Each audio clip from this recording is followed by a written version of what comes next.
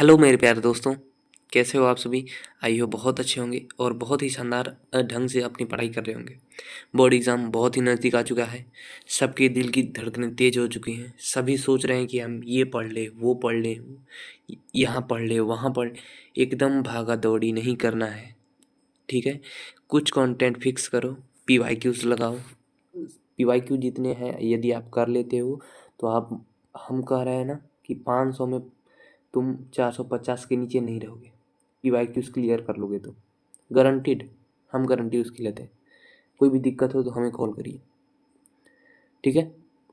सो PYQs पर ध्यान दो, एकदम बिल्कुल भी परेशान नहीं होना है, पैनिक नहीं होना है, एकदम आराम से। अभी समय है, ठीक है। 1 महीने समय रगड़ के पढ़ो। देखो, मेन जो टॉपर्स की पढ़ाई होती है ना वो अभी होती है, ठीक है। आप साल भर क्या पढ़े नहीं पढ़े, फर्क तो पड़ेगा लेकिन उतना नहीं पड़ेगा जो आज लास्ट के समय में पड़ेगा। यदि आप यहीं 20 दिन नहीं पढ़ते हो तो फिर आपका क्या, सब चौपट गोल गोल, बस यही मिलेगा और कुछ नहीं मिलेगा। सो लास्ट टाइम है बाबू, एकदम जान झोंक दो, जितना दम है सारा लगा दो। एकदम दिखा देना है कि हमने कितनी एनर्जी बाकी है, ठीक है। आने वाले भविष्य हैं हम इस देश के, हमें बहुत एनर्जी बाकी है, ठीक है। किसी के कहने से हम अपने लक्ष्य से पीछे नहीं हटेंगे, ठीक है। डिमोरलाइज नहीं होंगे। तो अंतिम बरार का पार्ट नंबर 4, दहेज प्रथा एक अभिशाप। दहेज प्रथा एक अभिशाप बनी हुई है। सबका परसेप्शन है कि मेरे को दहेज लेना है। आधे से लोग, अभी हम बेरोजगारी की समस्या का समाधान खोज रहे थे। बेरोजगारी खत्म, सबका नौकरी लग जाएगा, सब लोग दहेज लेगा, भर भर के लेगा, ट्रक ट्रक लेगा, टाली टाली भर के लेगा। बताओ क्या ये बेरोजगारी खत्म हुई। देखो, बेरोजगारी है तो दहेज कम है। अगर बेरोजगारी खत्म हुई, दहेज बढ़ जाएगा। तो दहेज प्रथा एक अभिशाप बना हुआ है। बहुत सारे लोग हैं जो दहेज नहीं लेते हैं और बहुत सारे हैं जो बरियाई लेते हैं, नहीं मिलता है दहेज।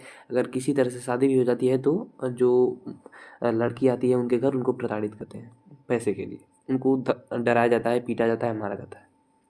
तो क्या है समस्या, क्या है इसका निदान, ऐसा होना चाहिए, ये गलत कैसे है, ठीक है। इन सब के बारे में चर्चा करेंगे। तो फटाफट से चैनल पर नया है तो चैनल को सब्सक्राइब कर लेना। सारे हेल्पफुल कंटेंट आपको मिलेंगे जो आपको बोर्ड एग्जाम में मार्क्स बूस्ट करने में सहायता करेंगे। बिल्कुल भी टेंशन नहीं लेना है, ठीक है। और आप इसका और 2 से 3 पार्ट आएगा, ठीक ना। 2 से 3 पार्ट और आएगा, उसमें से एक क्वेश्चन मिनिमम तो आ ही जाना है। मिनिमम हम बता रहे हैं, मैक्सिमम तो 2-3 आ सकते हैं लेकिन मिनिमम एक आ जाएगा, ठीक है। तो बिल्कुल भी निश्चिंत रहना है। हिंदी के लिए, हिंदी का निबंध 10 नंबर आपका पक्का हो जाएगा, एकदम रट लेना है, 10 नंबर पक्का हो जाएगा, ठीक है। चलिए तो अपन स्टार्ट करते हैं। तो ये रहा टॉपिक आपके सामने। बार बार मैं हर वीडियो में बता रहा हूँ कि बाबू, यदि आपको आ रहा हो हर टॉपिक के बारे में 5 लाइन लिखने के लिए, तभी उन टॉपिक्स को लिख कर लिखिएगा। अदरवाइज़ आप क्या करेगा कि केवल पैराग्राफ के रूप में लिख देंगे। टॉपिक का हेडिंग ऐसे नहीं डालेंगे, बिल्कुल नहीं डालेंगे यदि आपको नहीं अच्छे से आ रहा है तो।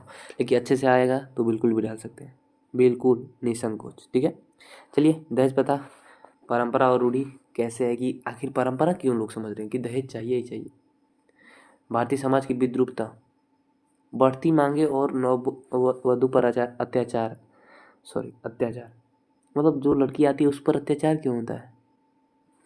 दहेज विरोधी कानून बनाए जाने चाहिए, और बने हैं तो कौन से कानून, कैसे छुटकारा पाए, और मेन यही है, ठीक है। चलिए तो अपन स्टार्ट करते हैं। एक बार सारे लोग दबा के वीडियो को लाइक करिए, एकदम फटाक से ना शेयर कर दीजिए, ठीक है। शेयर करना है, हाँ, मोबाइल का स्क्रीन ना फूटे, ऐसे ही आराम से दबाना है सब्सक्राइब पर, और बेल आइकन को भी प्रेस कर लेना।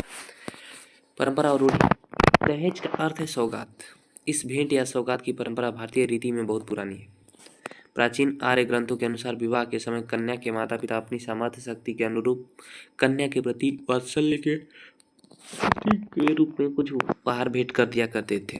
अब देखो, इसका अर्थ समझना है। परंपरा और रूढ़िवादी कैसे, देखो, ये पहले दहेज दिया जाता था तो वो अपनी क्षमता के अनुसार दिया जाता था। जैसे कि कोई पिता अपनी बेटी की शादी किसी के यहाँ कर रहा है, तो उस लड़की के पिता का जितना अपना शक्ति होगा, वो जितना देना चाह रहा होगा, वो अपनी इच्छा से देगा, उस पर कोई दबाव नहीं होगा, ठीक है।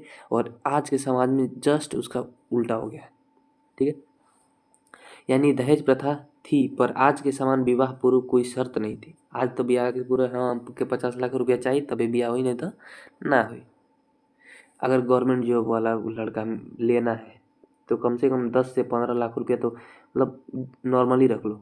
यही ग्रुप डी वालों के लिए, ग्रुप डी वालों के लिए 10 से 15 लाख। अब आगे सोच सकते हो कि आगे कहाँ जाएगा, डीएम कलेक्टर का तो बात ही छोड़ो। ठीक है, तो दहेज प्रथा में पहले शर्त नहीं थी, लेकिन आज क्या है, शर्त है। यह अपनी सामर्थ्य और उत्साह के अनुसार देते थे। आज की तरह बाध्यकारी नहीं था, वो अपने सामर्थ्य के अनुसार दिया जाता था, उस पर कोई बाध्यता नहीं रहती थी। ठीक है, तो ये हमारी परंपरा थी दहेज के लिए। लेकिन भारतीय समाज की विद्रूपता क्या है? ये तो हमारे देश में कई ऐसी प्रथाएं प्रचलित हैं जिनके भीतर न जाने कितनी बुराइयां भरी पड़ी है, लेकिन समाज में कोड में खाज की तरह जो कुप्रथा सबसे घृणित, त्याज्य एवं सर्वनाक है, वह है दहेज प्रथा।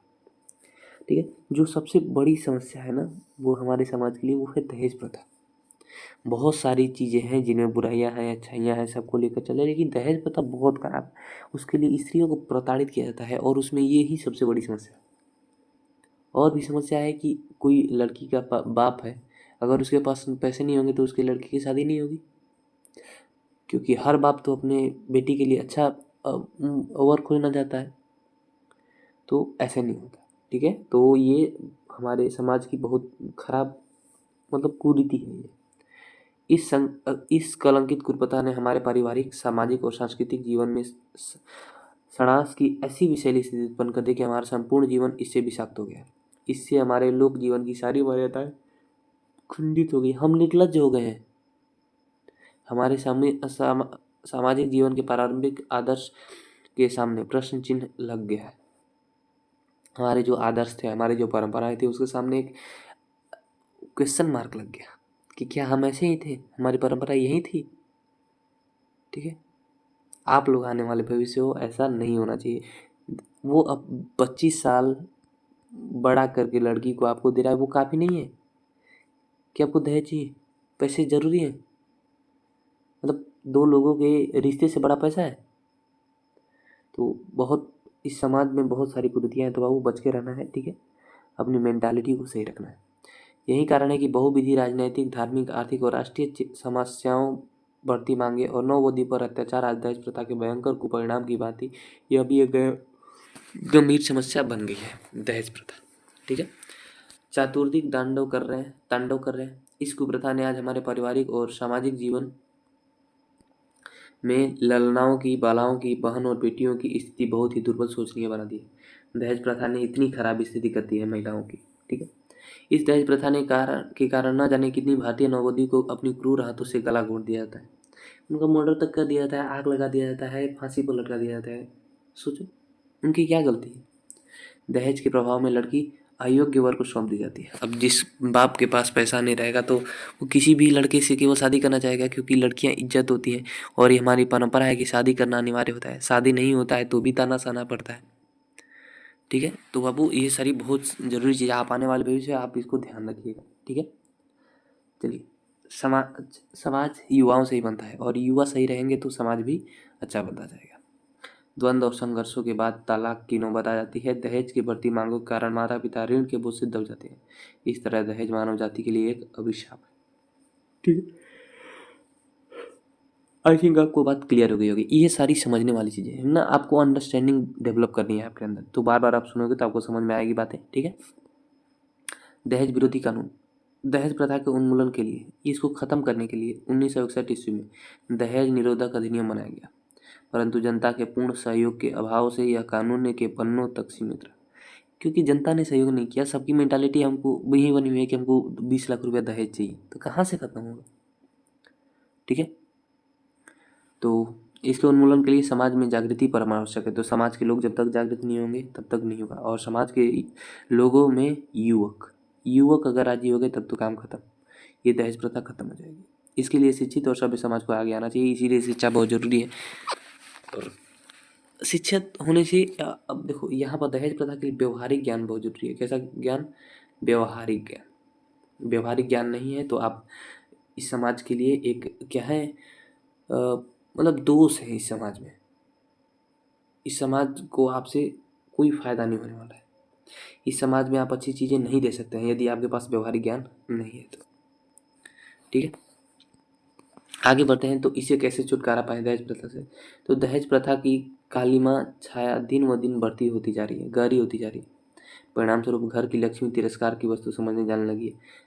पहला नंबर तो लड़की घर की लक्ष्मी होती है, उसे वस्तु समझा जा रहा है, जो कि नहीं होना चाहिए।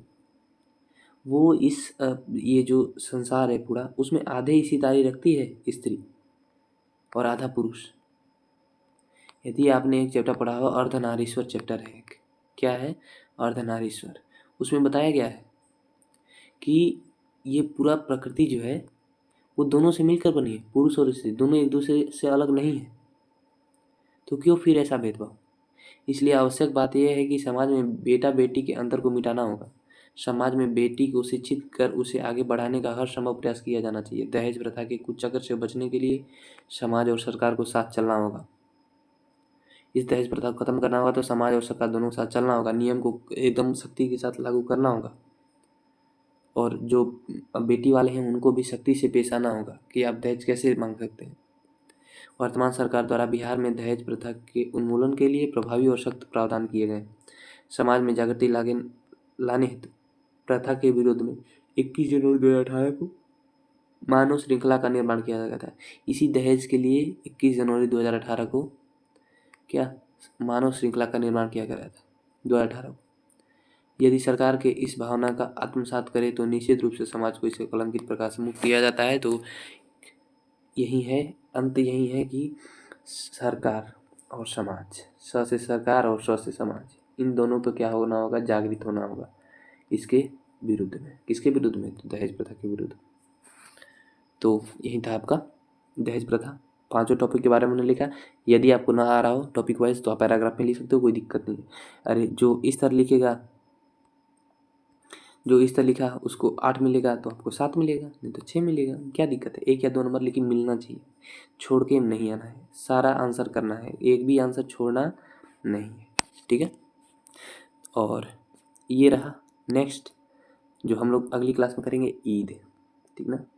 ईद की भूमिका क्या है, मनाने की तैयारी कैसे होती है, अंतरकथा क्या है, लाभ और हानि क्या है, और उपसंहार मतलब अंतिम कैसे लिखा जाता है ईद के निबंध में, ठीक है। तो करेंगे नेक्स्ट वीडियो में। वीडियो कैसा लगा कमेंट जरूर करिएगा, और वीडियो अच्छा लगा हो तो वीडियो को लाइक, चैनल को सब्सक्राइब और दोस्तों के साथ शेयर जरूर कर दीजिएगा। फिर मिलेंगे नेक्स्ट वीडियो में। परेशान नहीं होना है, एकदम लगातार पढ़ते चलना है, ठीक ना। क्यों डरे कि ज़िंदगी में क्या होगा, कुछ ना होगा तो तजुर्बा होगा, और तजुर्बा ना होगा तो कुछ ज्ञान होगा, कुछ बुद्धि आएगी, सद्बुद्धि आएगी, ठीक है। Okay, love you all, bye bye, see you in the next video.